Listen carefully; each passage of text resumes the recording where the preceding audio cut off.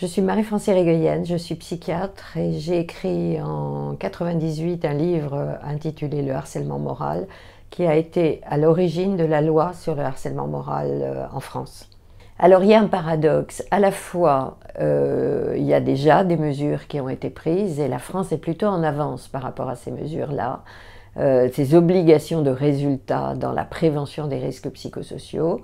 La loi, notre loi française qui est complète, et pourtant en même temps il y a une dégradation des conditions de travail sur le plan psychique pour les salariés partout, parce que en raison de la mondialisation et de la concurrence mondiale et en raison de la financiarisation du monde du travail, de plus en plus la pression est mise sur les personnes pour qu'ils travaillent plus, de plus en plus vite, avec de plus en plus de changements et d'adaptations. Et très clairement, il y a d'un côté un mouvement de protection de plus en plus grand et de l'autre côté des conditions de travail qui se dégradent. Le harcèlement moral, c'est un risque parmi d'autres risques psychosociaux, mais c'est incontestablement le plus destructeur et c'est le seul qui est sanctionné juridiquement à la fois au code pénal, au code du travail et au code de la fonction publique. Le but du harcèlement est toujours plus ou moins de se débarrasser de quelqu'un qui gêne, soit en faisant en sorte que la personne s'en aille, soit en la soumettant, et que ce soit au niveau individuel, dans du harcèlement individuel, ou que ce soit dans du harcèlement plus collectif. Le harcèlement ne mène pas toujours à des suicides, bien heureusement, mais ça amène toujours une profonde détresse psychique, avec une atteinte grave à l'identité de la personne et à la confiance en soi. Il est clair qu'un suicide sur un lieu de travail est toujours un message qui est adressé à l'entreprise, un message beaucoup plus général qu'au niveau individuel. Les conséquences sur la santé du harcèlement sont très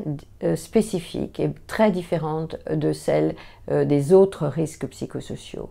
Il y a toujours un profond sentiment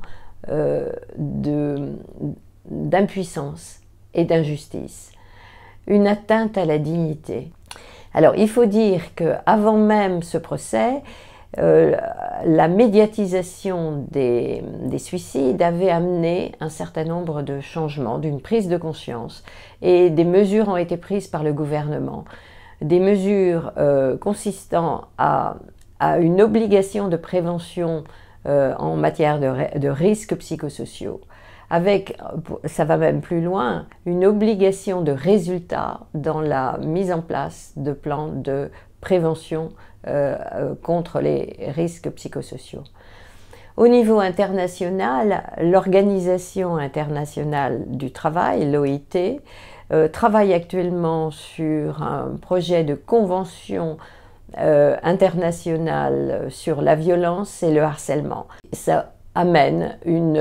des obligations de prévention sur les risques, à savoir harcèlement sexuel, harcèlement moral, qu'il soit individuel ou collectif. Ce procès a une haute valeur symbolique,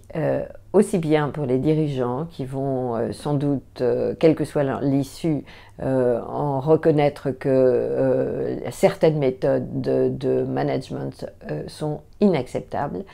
mais aussi pour les personnes qui vont mieux comprendre un peu ce qu'est la souffrance occasionnée par ces faits de harcèlement moral.